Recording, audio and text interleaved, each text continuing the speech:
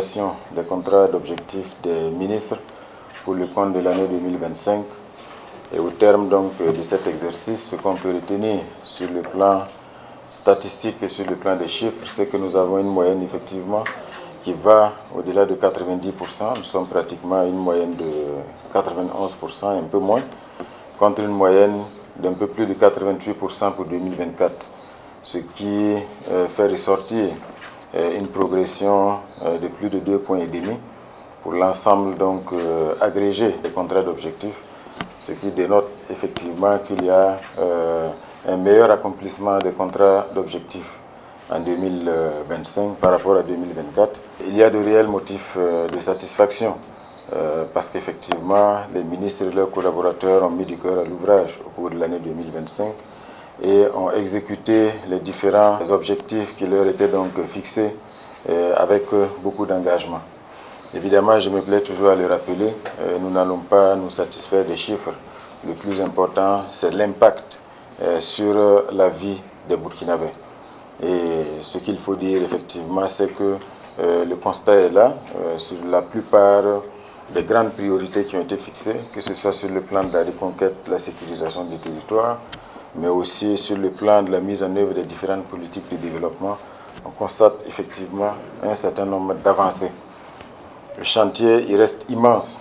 Je pense que tout en encourageant, en reconnaissant l'engagement des ministres et en les encourageant, ça a été l'occasion aussi de leur rappeler que les chantiers et les défis demeurent immenses. Et je pense que le chef de l'État, le camarade président du FASO, a fixé le cap en fin d'année en indiquant effectivement que pour 2026, nous devons accélérer. Nous sommes sur la piste parce qu'il a emprunté la métaphore de l'aéronautique. Nous sommes sur la piste et il faut accélérer pour atteindre V1.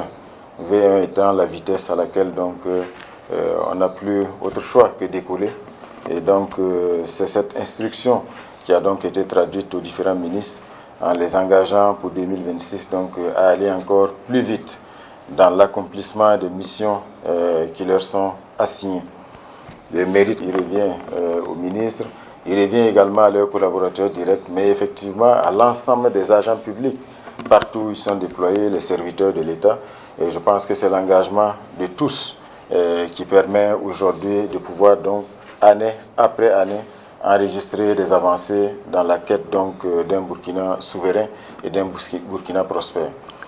Cela dit, c'est aussi l'occasion, tout en reconnaissant le mérite des serviteurs du peuple, de rappeler également aujourd'hui la nécessité pour chacun de rentrer définitivement dans la vision et la dynamique de la révolution progressiste populaire qui appelle chaque serviteur du peuple au travail et à l'intégrité.